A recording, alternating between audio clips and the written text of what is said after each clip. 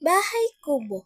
Ang bahay kubo ay isang tradisyonal na katutubong awiting Pilipino sa Tagalog na naglalarawan ng isang bahay kubo na napapaligiran ng iba't ibang uri ng gulay.